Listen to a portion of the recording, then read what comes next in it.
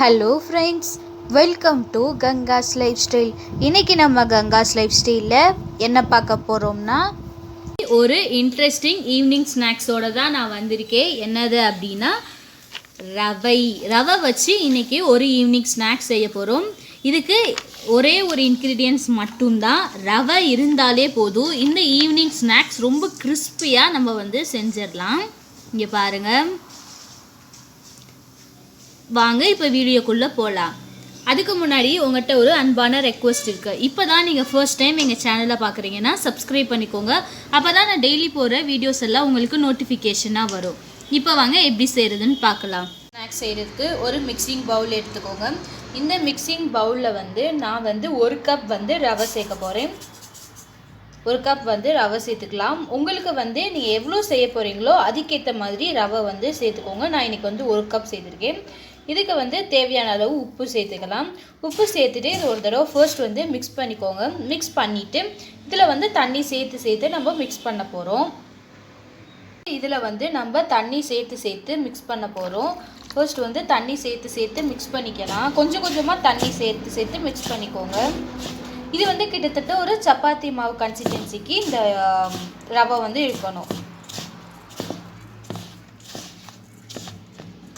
நான் மிக்ஸ் பண்ணிவிட்டு காமிக்கிறேன். மாதிரி நல்லா ஸ்மூத்தாக இருக்கிற அளவுக்கு மாவு பிணைஞ்சிக்கோங்க.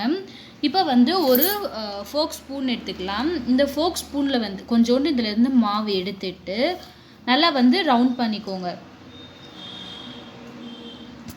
மாதிரி ஃபோக் ஸ்பூன் எடுத்துக்கோங்க. இதில் பேக் சைடு டேர்ன் பண்ணிவிட்டு பண்ணி வச்சுருந்த மாவை நல்லா எல்லா இடத்துக்கும் ஸ்ப்ரெட் பண்ணிடுங்க.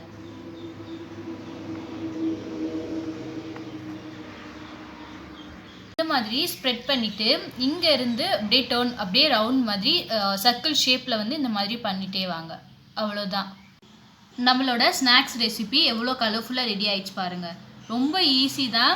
ஒரு ரவுண்ட் மாதிரி வச்சுக்கணும். அதை ப்ரெஸ் பண்ணிவிட்டு இங்கேருந்து டேர்ன் பண்ணிகிட்டே வந்தோம் அப்படின்னா இந்த மாதிரி ஷேப் நம்மளுக்கு கிடச்சிரும்.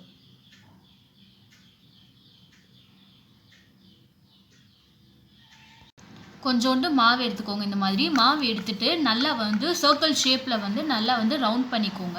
இந்த மாதிரி ரவுண்ட் பண்ணிவிட்டு ஃபோக் ஸ்பூன் பேக் சைடில் நல்லா ப்ரெஸ் பண்ணிக்கோங்க. எல்லா சைடும் கவர் ஆகுற மாதிரி ப்ரெஸ் பண்ணிவிட்டு இங்கேருந்து நீங்கள் சுற்றி வந்தீங்க அப்படின்னா நம்மளுக்கு நம்மளுடைய ரவா ஸ்நாக்ஸ் ரெடி ஆயிரும்.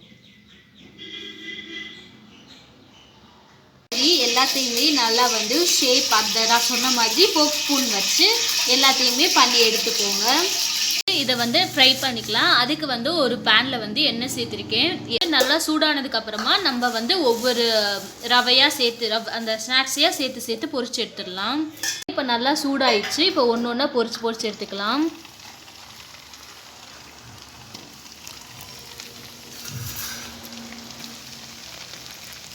இதே மாதிரி எல்லாத்தையும் பொரித்து நல்லா கோல்டன் டீப் ஃப்ரை பண்ணணும். கோல்டன் கலரில் வரணும்.